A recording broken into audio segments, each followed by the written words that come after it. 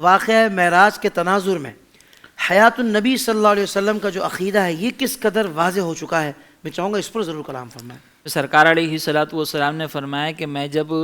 سرخ ٹیلوں کے پاس سے گزرا تو میں نے موسیٰ علیہ السلام کو دیکھا کہ وہ اپنی قبر انور میں نماز ادا فرما رہے ہیں۔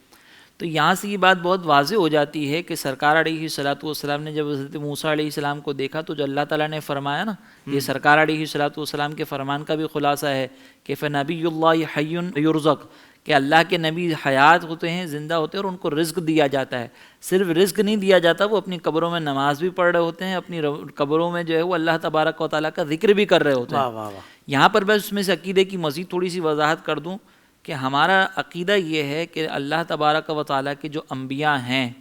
ان پر ایک لمحے کے لیے اللہ تبارک و تعالیٰ نے جو وعدہ فرمایا نا کہ کل نفس ذائقۃ الموت، کہ ہر نفس جو ہے وہ موت کا مزہ چکھے گی، تو ایک لمحے کے لیے ان کی بارگاہ میں موت آئی، اس کے بعد جو ہے اللہ تبارک و تعالیٰ نے ان کو ابدی حیات عطا فرمائی۔ اب یہ حیات کی کیفیت آپ اور میں ظاہری آنکھوں سے نہیں دیکھ سکتے۔ جیسے اب یہ دیکھ لیں شہید جو ہے، لوگ کہتے ہیں کہ بھئی شہید جو ہے وہ بھی تو زندہ ہے، لیکن اگر ہم شہید کی ظاہری اعتبار سے حالت دیکھیں تو وہ ایک عام مردے کی طرح ہمیں نظر آ رہا ہوتا ہے، لیکن اس کے باوجود اللہ نے فرمایا کہ تم انہیں مردہ نہ کہو بلکہ یہ زندہ ہے۔ اور ایک شہید کا مقام و مرتبہ تو یہ ہو جو اللہ کی بارگاہ میں جنگ لڑتے ہوئے شہید ہو جائے، تو جو اللہ کے نبی ہوں کہ جو اللہ تبارک و تعالیٰ کے دین کا پیغام پہنچا رہے ہوں لوگوں تک، جو اللہ تبارک و تعالیٰ کی عظمتوں کو ظاہر کر رہے ہوں، جو اللہ تبارک و تعالیٰ کے دین کا پیغام عام کرنے والے ہوں، وہ اس دنیا سے رخصت ہو تو کیا وہ معاذ اللہ فنا ہو جائیں گے؟ نہیں، بس فقط ایک لمحے کے لیے ان پر جو ہے وہ موت آری ہوتی ہے، اس کے بعد جو ہے وہ دائمی طور پر وہ حیات ہو جاتے ہیں، ان کو اللہ تبارک و تعالیٰ ابدی حیات عطا فرماتا ہے۔ آج کے دور میں بھی اگر کوئی یہ کہے کہ بھئی اللہ کے نبی جو ہے ان کو ہم اگر قبر کشائی معاذ اللہ کوئی کرتا ہے اور دیکھتا ہے تو لوگ یہ کہتے ہیں کہ بھئی ہمیں ایسے ہی نظر آئیں گے،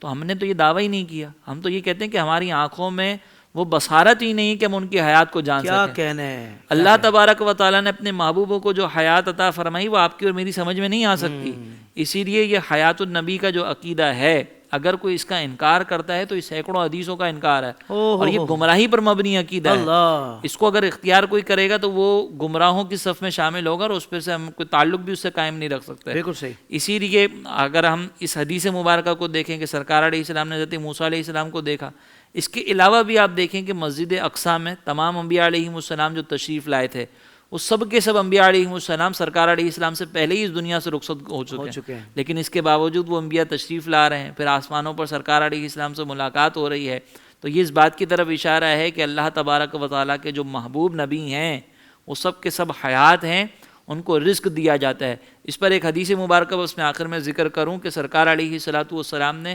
اپنے صحابہ کو درود پاک پڑھنے کی ترغیب دی کہ تم جمعہ میں درود پڑھو، تو صحابہ نے اس کی فضیلت دریافت فرمائی، تو سرکار علیہ السلام نے فرمایا کہ تمہارا درود جو ہے وہ مجھ تک پہنچتا ہے۔ واہ واہ واہ۔ تو پھر صحابہ نے عرض کی کہ یا رسول اللہ ابھی تو آپ ہمارے درمیان جو ہے وہ جلوہ افروز ہیں، جب آپ اس دنیا سے رخصت ہوں گے تو سرکار علیہ الصلوۃ والسلام نے فرمایا کہ اللہ تبارک و تعالیٰ نے زمین پر انبیاء علیہ السلام کے اجسام کا کھانا حرام کر دیا، اللہ کے نبی زندہ ہیں اور انہیں رزق دیا جاتا ہے۔ تو یہ واضح طور پر سرکار علیہ الصلوۃ والسلام نے بیان فرما دیا کہ اللہ کے نبی زندہ ہوتے ہیں، وہ اپنی قبروں میں، اور اعلیٰ حضرت نے فرمایا کہ وہ اپنی قبروں میں اسی طرح حیات ہوتے جیسے ظاہری طور پر، یعنی ہمیں نظر نہیں آئے گی ان کی حیات، لیکن ان کی حیات ہوتی ہی ایسی ہے، اسی کمال کے ساتھ ہوتی ہے جس کمال کے ساتھ وہ اس